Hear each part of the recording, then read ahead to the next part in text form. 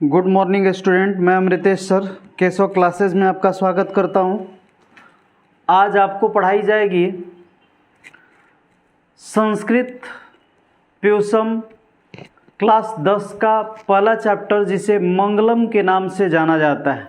ये मंगलम चैप्टर का मूल उद्देश्य क्या है? देखिए, हमारे यहाँ जो हमारी संस्कृति सभ्यता जो थी, सनातन सभ्यता है, इस संस्कृति सभ्यता जो है ये सबसे पुरातन सभ्यता मानी जाती है। लेकिन वर्तमान समय में जो वर्तमान पीढ़ियां हैं वो लगभग वेद, उपनिषद, पुराणों से लगभग कटती जा रही है, जिस कारण से हम देख रहे हैं कि संस्कार का दिनानुदिन लोप होता जा रहा है।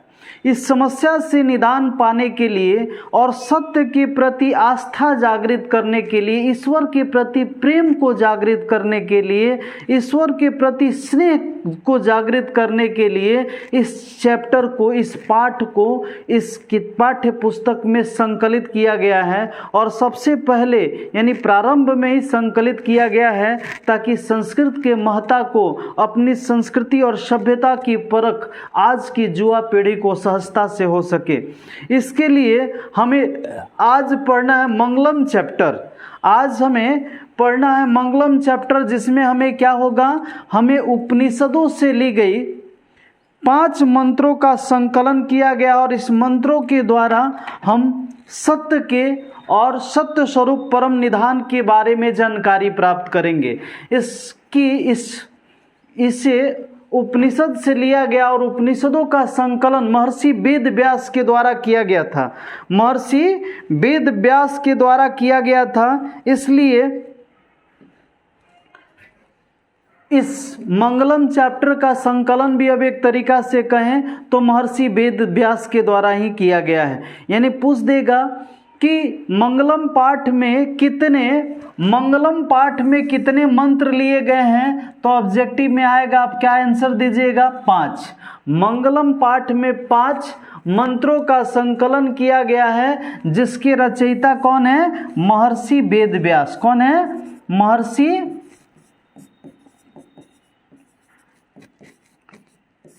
महर्षि वेद व्यास हैं। इसके रचयिता जो है महर्षि वेद व्यास को माना जाता है। दूसरा चीज हो जाता है कि उपनिषद ये कहाँ से लिया गया है? उपनिषद से लिया गया है और उपनिषदों की संख्या कितनी है? 108 है। आप जानते हैं कि वेद की संख्या 4 है, वेदांग की संख्या 6 है, पुराण की संख्या 18 है और उपनिषदों की संख्या 108 पाई जाती है। अब हम आगे बढ़ते हैं। इस चैप्टर का पहला श्लोक जो है वो हमें क्या शिक्षा देता है? देखिए, ये कह रहा है हिरण्मयन पात्र। देखिए, हिरण्मयन का मतलब आप जानते हैं कि बालकेन का मतलब बालक के द्वारा। थोड़ा सा अर्थ समझने का प्रयास कीजिएगा। बालक के द्वारा, बालकस्य जहां लिख दिया जाता है, बालकस्य माने का बालक का, तो यहाँ पे क्या कर रहा है? हिरण्मयन। देखिए, हिरण्मयन का मतलब होता है स्वर्णमयी, यानी सोने का आवरण, स्वर्णमयी आवरण से, आवरण येन है तो से, पात्रण माने पात्र के द्वारा, बालकिन माने बालक के द्वारा। तो यहाँ पे कह रहा है हिरण्मयन पात्रण माने स्वर्णमयी पात्र के द्वारा। सतस्य माने का बालकस्य, बालक का, तो सतस्य मीन्स सत्य का, अपिहितम ढका हुआ है। क्या ढका हुआ है? मुखम। यानी यहाँ क्या कर रहा है कि हिरण्मयी पात्र से सत्य का अपिहितम माने ढका हुआ है। मुख मीन्स मुंह। पूछता है सत्य का मुंह किससे ढका हुआ है? हिरण्मयी पात्र से ढका हुआ है। सत्य का मुंह किससे ढका हुआ है? हिरण्मयी स्वर्णमयी पात्र से ढका हुआ है। तत्वज्ञ पूषण पाविर्णु, तत्वज्ञ माने तत्वज्ञ पूषण अपाविर्णु सत्य धर्माय दृष्टे। सत्य धर्माय माने बालकाय, बालक के लिए, सत्य और धर्म के दृष्टि माने देखने के लिए, अपावरणु हटा देने चाहिए, पूषण माने क्या, आवरण को।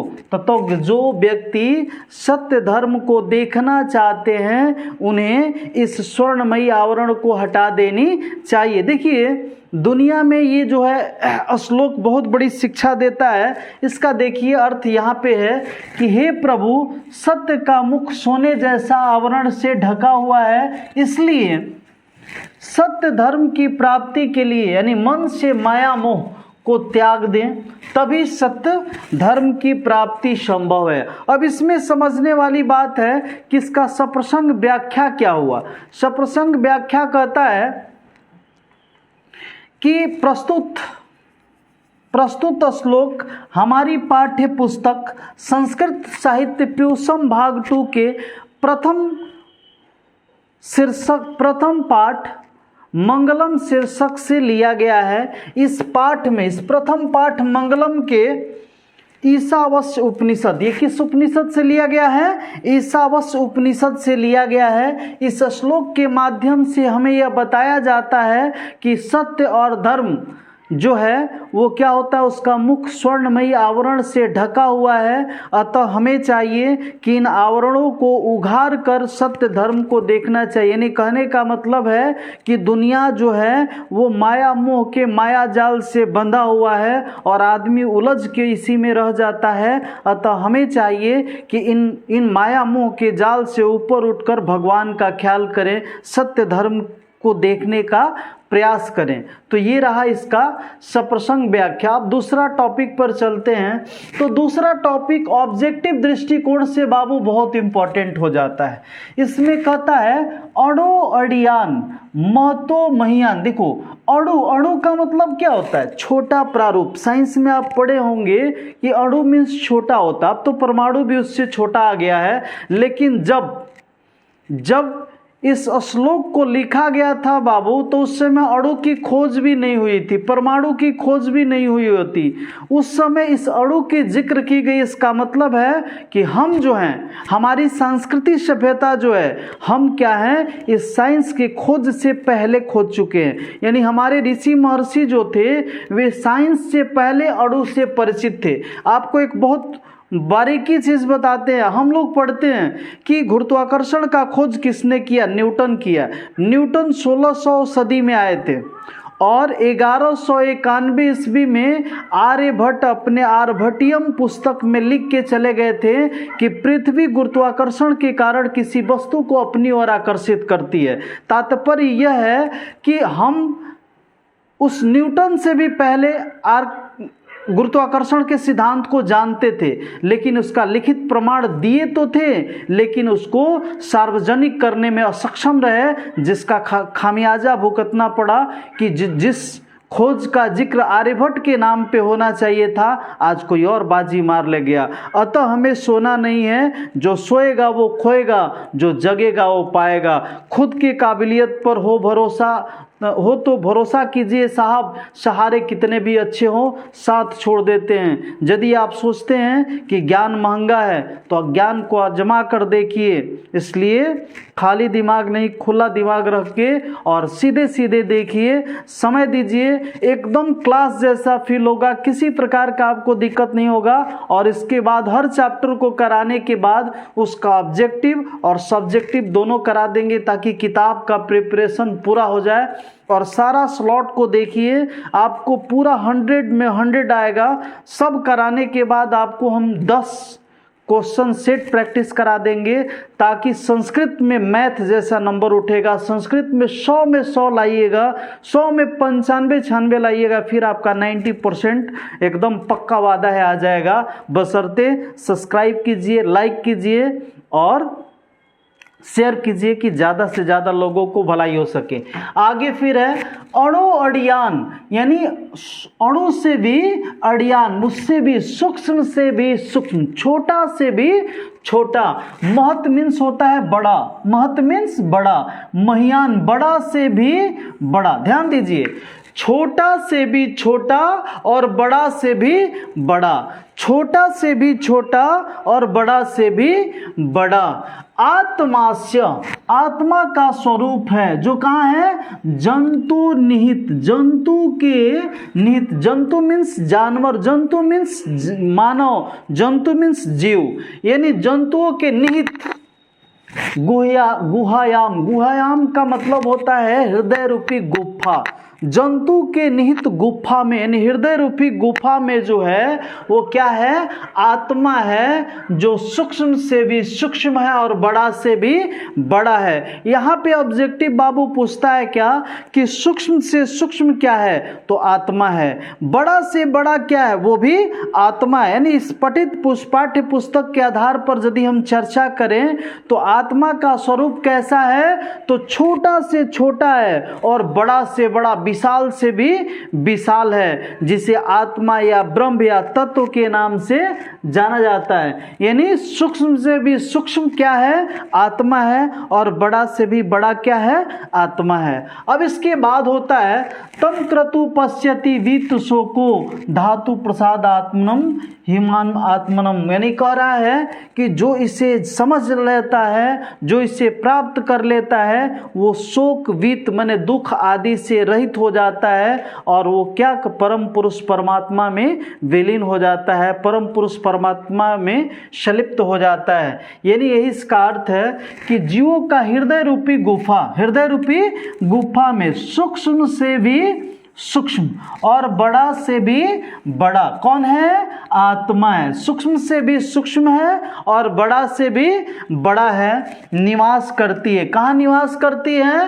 हृदय रूपी गुफा में। कहाँ निवास करती है आत्मा, हृदय रूपी गुफा में। कैसी होती है, छोटा से भी छोटा और बड़ा से भी बड़ा होती है ना, जिसे मंद बुद्धि यानी कम बुद्धि वाला, हम लोग मंद बुद्धि के हैं, क्यों, क्योंकि हम सब कुछ जानते हैं लेकिन जो सत्य उसे जानते नहीं है और सत्य सहने की कैपेसिटी भी हम में नहीं है, इसलिए हम ये कहेंगे कि क्या है, हम बुद्धू हैं। आगे कह रहा है क्या कि मंद बुद्धि वाला मानव भी आत्मा की महानता को देखकर समझकर शोक बीत रहित होता है, शोक और दुख से रहित हो जाता है। रहित मीन्स नहीं रहना, है ना, जैसे धूल रहित माने जहाँ धूल न हो, है ना, जल रहित माने जहाँ जल न हो, तो दुख रहित शोक रहित हो जाता है, यानी उससे शोक और दुख नहीं हो जाती है। अब इसका अगर सप्रसंग व्याख्या है तो अर्थ हो गया, सप्रसंग व्याख्या करने के लिए कह रहा है तो क्या होता है, प्रस्तुत श्लोक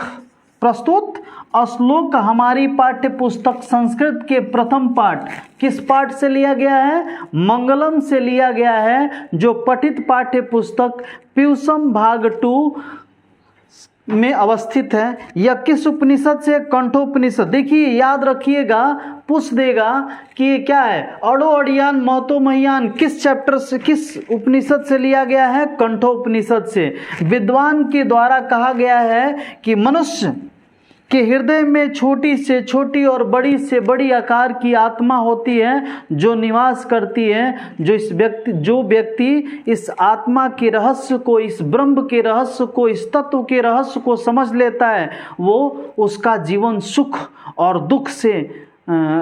और शोक से रहित हो जाता है और वो दिव्य बन जाता है। तो आगे आप भी दिव्य बनने का प्रयास कीजिए, यही हमारी शुभकामना है। ये आपका हृदय रूपी गुफा है और गुफा के अंदर ये देख रहे हैं ना, यही ब्रह्म है, यही परम पुरुष परमात्मा को प्रदान करने वाली विषय वस्तु है। जिसका प्रसार चले तो ब्रह्मांड छोटी पड़ जाएगी और अगर संकुचित हो तो एक छोटा से छोटा कण में भी समाहित हो सकता है। ये होता है ब्रह्म, ये होता है आत्मा, ये होता है तत्व। आगे फिर है सत्यम एव जयते। सत्यम माने सत्य, एव माने ही, जयते माने जीतता है। कौन जीतता है भाई, सत्य ही जीतता है। कौन जीतता है, सत्य की जीत होती है। किसकी जीत होती है, सत्य की जीत होती है। न माने नहीं होती है, नृतम सत्येन, न नृतम माने नहीं होती है, किसकी, असत्य की। निरतम मीन्स असत्य, यानी सत्य की ही हमेशा जीत होती है, नहीं होती है असत्य की। तो जीत किसकी होती है बाबू? सत्य की होती है। किसकी नहीं होती है? असत्य की नहीं होती है। जीत हमेशा किसकी होती है? सत्य की होती है। और किसकी जीत नहीं होती है? असत्य की जीत नहीं होती है। सतेन पंथा बीततो देवयान, सत्य का जो रास्ता है काफी विस्तृत है, जो देवयान देवलोक तक जाता है। ये माने जिनके द्वारा क्रमंत्यो ऋषियों, जिसे प्राप्त कर जो ऋषि महर्षि होते हैं वे सभी कामनाओं से परिपूर्ण होकर के सत्य धर्म के निधान यानी परम पुरुष परमात्मा के निधान तक पहुंचने का मार्ग को प्रशस्त करते हैं। तो ये हो गया सत्य की ही जीत होती है। किसकी जीत होती है? सत्य की जीत होती है। असत्य यानी झूठ की कभी जीत नहीं हो सकती है, अर्थात सत्य परेशान हो सकता है लेकिन पराजित नहीं हो सकता है। अब आगे है कि देवताओं का मार्ग विस्तृत सत्य के द्वारा होता है, जहां ऋषिगण ब्रह्म ज्ञान तक पहुंचना चाहते हैं और उस सत्य से बड़ा कुछ नहीं, सत्य ही परम निधान है, यही सत्य भी है। अब आगे बढ़ते हैं। इसके बाद यानी जितने भी हैं वे सत्य परम निधान के लिए आप सुने हैं श्री रामचंद्र जी का जन्म करा दिया था रावण। किसके लिए? सत्य की खोज के लिए तपस्या किया और तपस्या करके भगवान के हाथों मारे जाने के लिए कई कर्तव्य किया। उसके लिए वे सीताहरण किया। सब कुछ करने के बाद वो ये जानता था कि जब तक मैं भगवान को तंग नहीं करूंगा तो भगवान वापस नहीं आएंगे। यानी कहने का मेरा मतलब है कि वो पूरे परिवार को, पूरे खानदान को तारना चाहता था। इसके लिए वे क्या किया? गलत मार्गों को अपना करके भी, यानी सब भगवान को रिझाने का अलग अलग तरीका सबके लिए हो सकता है, तो इसका मानना अपना अलग होगा। आगे फिर है प्रस्तुत श्लोक हमारी पाठ्य पुस्तक संस्कृत के प्रथम पाठ मंगलम जो प्यूसम भाग 2 के प्रथम शीर्षक से लिया गया है। ये जो है सत्यमेव, ये पूछता है हमेशा किस उपनिषद से लिया गया। जीके में भी आता है कि सत्य की जीत होती है। सत्यमेव जयते कहाँ से लिया गया? मुंडकोपनिषद। कहाँ से लिया गया? मुंडकोपनिषद। सत्यमेव जयते कहाँ से लिया गया है? मुंडकोपनिषद से लिया गया है। कहाँ से लिया गया है? मुंडकोपनिषद से लिया गया है। तो आगे दे रहा है क्या कि मुंडकोपनिषद से लिया गया है।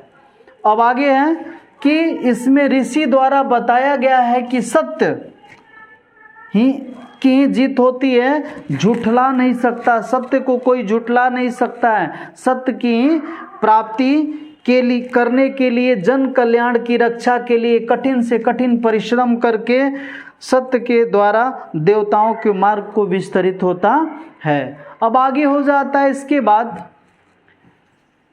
यथा। यथा मीन्स जिस प्रकार। यथा मीन्स जिस प्रकार नद्य माने नदी, छंदमाना प्रवाहित होती हुई, समुद्रे माने समुद्र में, अस्तम माने अस्त हो जाती है, गच्छन्ति माने जाकर मिल जाती है, नाम रूप विहाय। विहाय मीन्स छोड़कर, नाम रूप को छोड़कर। आप देखते हैं कि सत्य और जिस प्रकार नदी क्या होती है? बहती हुई जाती है, लेकिन समुद्र में जाती है तो समुद्र हो जाती है, तब उसे गंगा जमुना सरस्वती के नाम से नहीं जाना जाता है। नर्मदा ताप्ती कावेरी यह सब बदल कर क्या हो जाती है? समुद्र में तब्दील हो जाती है। अर्थात जिस प्रकार नदी छंदमाना प्रवाहित होती है, समुद्र अस्तम, समुद्र में अस्त गच्छन्ति हो जाती है, नाम रूप विहाय, अपने नाम और अपने स्वरूप का परित्याग करते हुए समुद्र में जाके विलीन हो जाती है। तथा माने उसी प्रकार, तथा मीन्स उसी प्रकार, विद्वान नाम रूपात विमुक्त, नाम और रूप से विमुक्त होता है। कौन? विद्वान। विमुक्त माने त्याग कर, परम पुरुषम उपैति दिव्यम, परम पुरुष परमात्मा में विलीन हो जाता है और दिव्य हो जाता है। परम पुरुष परमात्मा में विलीन हो जाता है और दिव्य हो जाता है। तो टू द पॉइंट इसका श्लोक का अर्थ हो गया कि जिस प्रकार बहती हुई नदियाँ समुद्र में मिलकर अपने नाम को विलुप्त कर देती है, ठीक उसी प्रकार विद्वान पुरुष भी दिव्यता को प्राप्त कर परम पिता परमात्मा या परमेश्वर में एकाकार हो जाता है और दिव्य हो जाता है। इसका प्रस्तुत अगर हम करें, ये देखिए परम पुरुष परमात्मा में विलीन हो रहे हैं। यहाँ पे है व्याख्या प्रस्तुत श्लोक हमारी पाठ्य पुस्तक संस्कृत के प्रथम पाठ मंगलम से लिया गया है, जो पठित पाठ्य पुस्तक पीयूषम भाग 2 के प्रथम शीर्षक से उद्धृत है।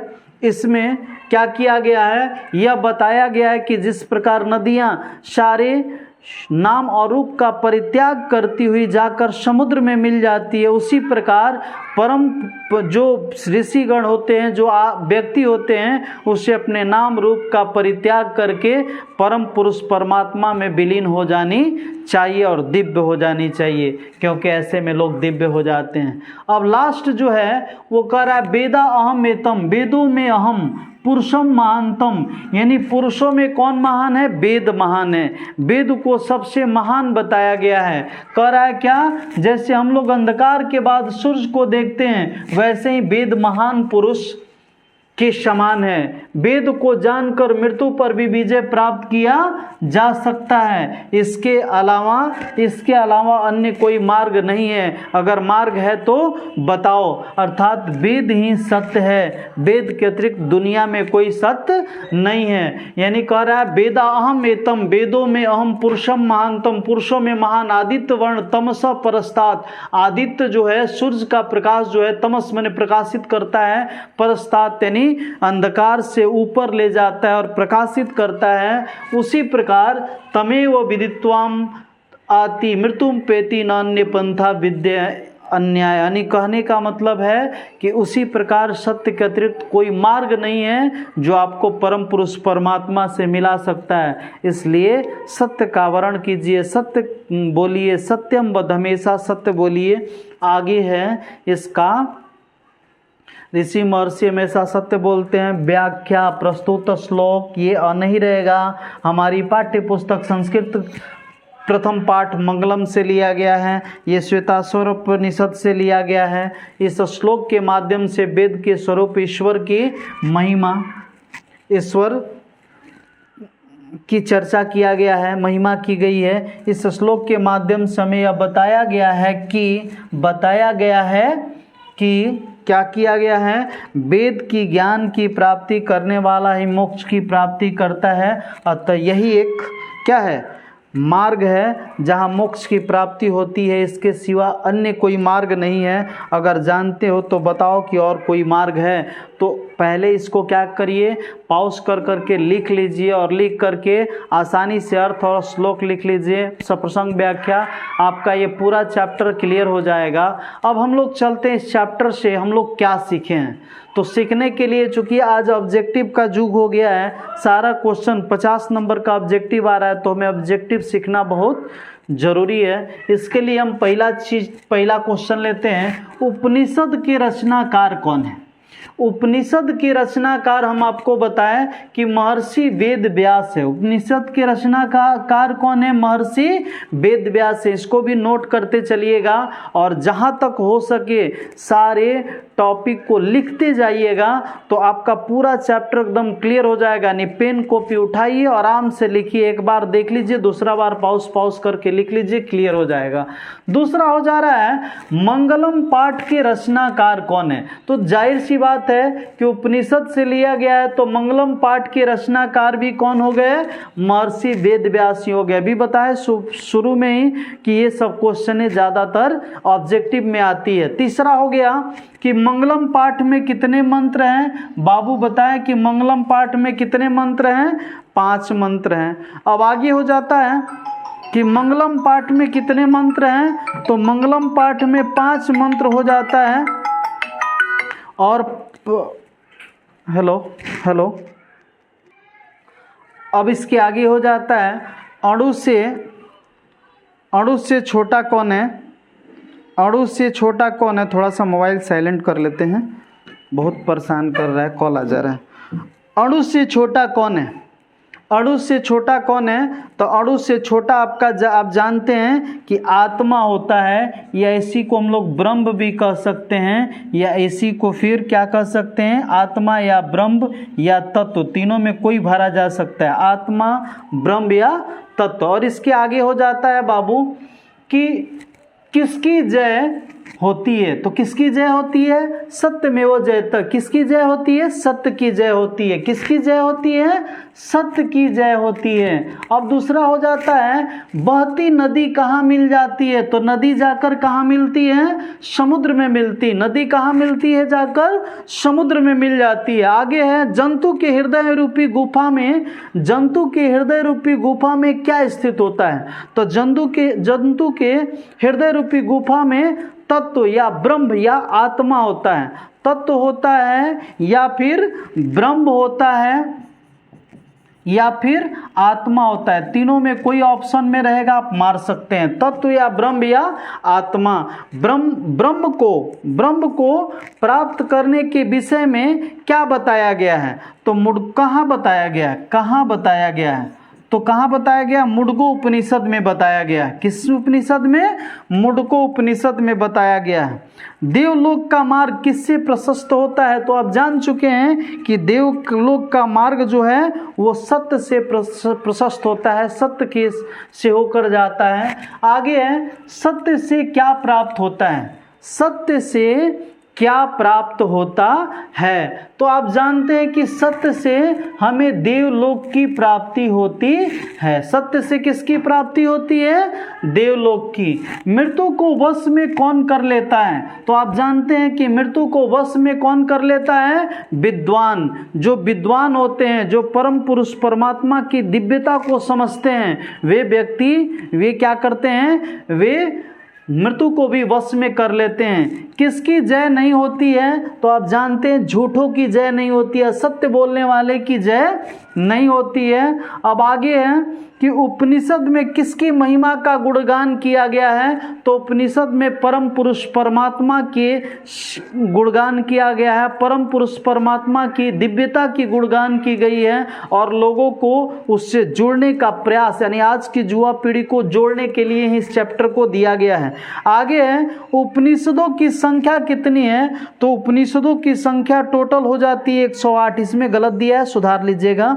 उपनिषदों की संख्या कितनी होती है? 108। प्रिंट करने में हो जाता है गलतियां।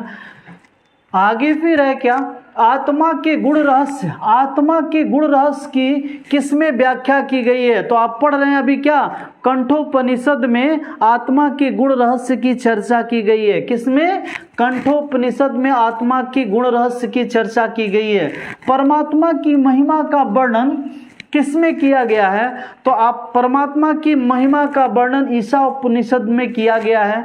आगे है ज्ञानी लोग और अज्ञानी लोग में क्या अंतर किसमें बताया गया है? तो ज्ञानी और अज्ञानी में अंतर श्वेताश्वर में बताया गया है कि ज्ञानी कौन और अज्ञानी कौन हो सकते हैं। सत्य का मुख किससे ढका हुआ है? हमेशा पूछता है कि सत्य का मुख किससे ढका हुआ है? तो सत्य का मुख स्वर्णमयी आवरण हिरणमयी पात्र से, स्वर्णमयी पात्र से, हिरणमयी पात्र दिया रहेगा नहीं तो स्वर्णमयी पात्र दिया रहेगा, गड़बड़ाने की जरूरत नहीं है। आगे सत्य का खजाना कहाँ है? सत्य का खजाना कहाँ है? तो सत्य का खजाना आपको कहाँ मिलेगा? देवलोक। जहाँ देव हैं वही है। सत्य का खजाना कहाँ है? देवलोक में मिलता है। अब आगे हो जाता है दीर्घ उत्तरीय प्रश्न। आत्मा का स्वरूप क्या है? पठित पाठ के आधार पर स्पष्ट करें। देखिए अभी बताएं कि प्रस्तुत पाठ्य पुस्तक संस्कृत साहित्य प्यूसम भाग 2 के मंगलम शीर्षक जो उपनिषदों द्वारा संकलित किया गया है, जिसमें सत्य की महिमा का गुणगान किया गया है। आप आज की युवा पीढ़ी जो वर्तमान संस्कृति और सभ्यता से क्या हो रही है? कटती जा रही है, विलग होती जा रही है, जिसके कारण से उनके आचरण में लोप होता जा रहा है, उनकी चरित्रता भ्रष्ट होती जा रही है। तो इस समस्या से निजात पाने के लिए इस चैप्टर में क्या किया गया है? इन तथ्यों को जोड़ा गया है ताकि सत्य से लोगों